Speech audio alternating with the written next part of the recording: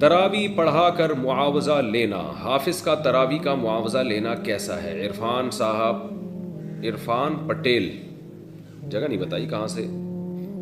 دیکھیں حافظ لوگ جو تراوی کی اجرت لیتے ہیں نا، یہ بالکل حرام ہے، ناجائز ہے، اس کے جواز کا کوئی بھی قائل نہیں ہے ہماری رائے میں،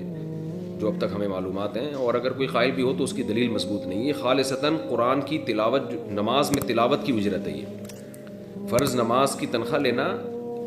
یہ اس کی جواز کی وجہ کچھ اور ہے۔ اس کی وجہ یہ کہ فرض نماز شعائر اسلام میں سے ہے، اگر امام اپنے آپ کو فارغ کر کے نماز کے لیے فارغ نہیں کرے گا اور تنخواہ کے بغیر، لوگ اس کے لیے آمادہ نہیں ہوں گے، کیونکہ امام کو بھی ظاہر ہے اس کے بیوی بچے ہیں، گھر چلانا ہے، تو وہاں تو ایک مجبوری میں علماء نے اجازت دی ہے کہ پورے سال پوری زندگی فرض نماز کا سیٹ اپ رہتا ہے۔ تراویح تو فرض نہیں ہے، سنت موقدہ ہے، اور جماعت تو سنت موقدہ بھی نہیں ہے، تو جماعت سے نماز پڑھنا کوئی ضروری بھی نہیں ہے، تو اس میں اجرت لینے کا کوئی تک نہیں بنتا۔ اور نہ قاری صاحب جو ہیں، جو حافظ قرآن پڑھانے والا ہے، وہ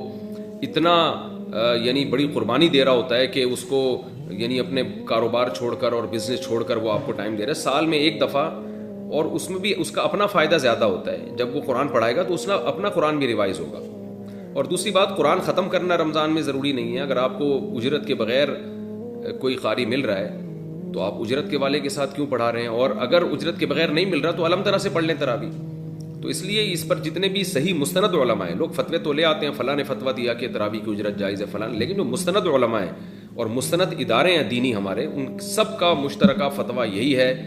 کہ حافظ کے لیے، قاری کے لیے تراویح پڑھانے کے پیسے لینا جائز نہیں ہے، حرام ہے، ناجائز ہے۔ ہاں اگر کوئی ہدیہ کسی کو دے دے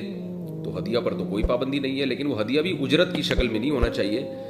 بعض مسجدوں میں سب کو پتہ ہے کہ اتنے پیسے یہاں ملیں گے، اگر قاری کو پتہ ہو یہ پیسے نہیں ملیں گے وہ پڑھائے گا ہی نہیں، تو ایسا ہدیہ بھی اجرت ہی ہے، یعنی وہ بھی کمیشن میں ہی آتا ہے۔ تو اس لیے اپنے ثواب کو ضائع نہ کریں۔ اگر کوئی قاری تراویح پڑھانے کی اجرت لیتا ہے یا وہ ہدیہ لیتا ہے، لیکن ہدیہ اجرت ہی کے طور پر ہے، اس کی دلیل یہ ہے کہ اگر اس کو یہ بتا دیا جائے کہ آپ کو ہماری مسجد سے کوئی گفٹ نہیں ملے گا تراویح کی، تو پھر دیکھیں وہ پڑھاتا ہے کہ نہیں پڑھاتا۔ اگر پھر بھی پڑھاتا ہے اس کا مطلب دل سے پڑھا رہا ہے، اور نہیں پڑھاتا اس کا مطلب اس کے پیش نظر ثواب نہیں ہے بلکہ یہ پیسے ہیں۔ تو علماء نے لکھا ہے کہ اگر کوئی قاری حافظ تراویح پڑھانے کے باقاعدہ پیسے لیتا ہے اور آپ کو پتہ ہے کہ پیسے نہیں دیے تو یہ تراویح نہیں پڑھائے گا، تو ایسا شخص کے پیچھے، ایسے قاری کے پیچھے تراویح پڑھنا بھی جائز نہیں ہے پھر۔